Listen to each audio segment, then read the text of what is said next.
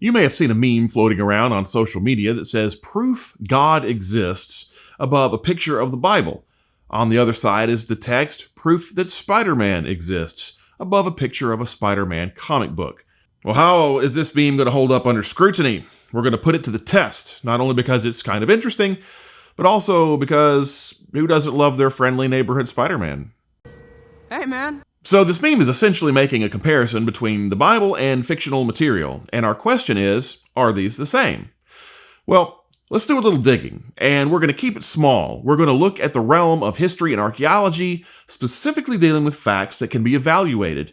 And what we're going to find is that there's plenty of evidence that separates the Bible from works of fiction. But first off, we want to point out that no knowledgeable Christian is going to say that the Bible itself is proof that God exists. Any educated person will tell you that no one can definitively prove or disprove God's existence with empirical evidence alone, because outside of mathematics, there is no such thing as absolute proof, even in the sciences.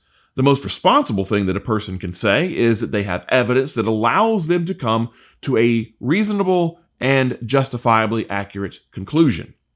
Now, there is more than enough evidence to make a case for the reliability of the Bible. You're being serious right now? Mm-hmm. You're not joking with me? Like you're 100% serious? No, I'm not joking. Yeah, so let's get into some of that. We know that the Bible gets tons of details correct when it comes to ancient history, people, places, and cultures. It mentions dozens of people whose existence can be corroborated by external evidence.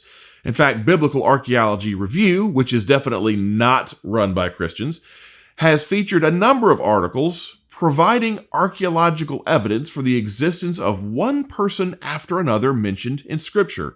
So, who are some of these people? I need information, you can give it to me now. I need to know, give me names or else.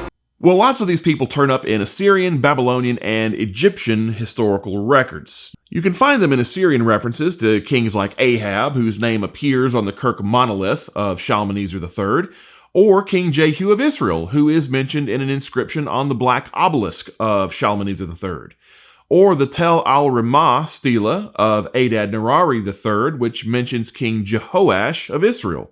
One of the most famous references to any biblical king is Sennacherib's mention of Hezekiah and the famous siege of Jerusalem, which is mentioned in the Bible 3 different times and is found in 3 different complete Assyrian copies of the story, as well as fragments of several others. Or Babylonian records like the Rations tablet that refers to King Jehoiachin of Judah. And then you've got references to King Manasseh of Judah, who is mentioned by 2 different Assyrian kings named Esarhaddon and Ashurbanipal.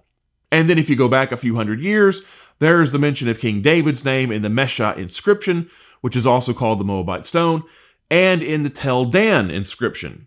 The Mesha Inscription also mentions Omri of Israel, the Israelite tribe of Gad, and the name Yahweh, which was the covenant name for God. In all, almost 24 biblical kings are mentioned in extra-biblical inscriptions. There are lots of biblical government officials also mentioned in the archaeological record, which includes references to various cities and geographical locations as well. But that's not all.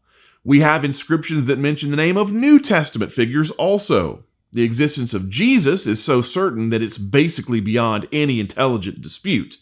But about 24 people in the New Testament are mentioned by historians like Josephus and Tacitus.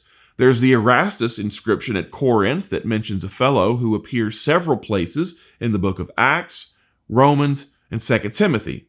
And one of the most famous is the Pilate inscription, which includes the name of Pontius Pilate, the infamous Roman governor of Judea who sentenced Jesus to death. So, if we have dozens of names of biblical persons whose existence can be indisputably corroborated, and if a comic book is supposed to establish the existence of Spider-Man in a similar manner, well, then we should have no trouble going to New York City and finding Peter Parker. Maybe we can go talk to Mary Jane Watson or Aunt May. Or we could head down to the Daily Bugle where all the action happens and get a glimpse of J. Jonah Jameson. Maybe even see him fire somebody. You're fired. Chief. Oh, right. You're unfired. I need you. Come here. And if we're lucky, we might even get to see the Spider-Man himself in costume while he battles the Vulture, Electro, Dr. Octopus, or Venom. No? So you mean the Bible isn't like a comic book? It mentions characters whose historical existence can be verified, but comic books don't? Well, I mean, when you put it like that, then... Well, this means that someone's meme game is definitely not on fire.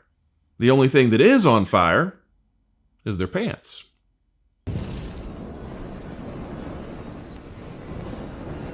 It's like a sauna in here. No más pantalones.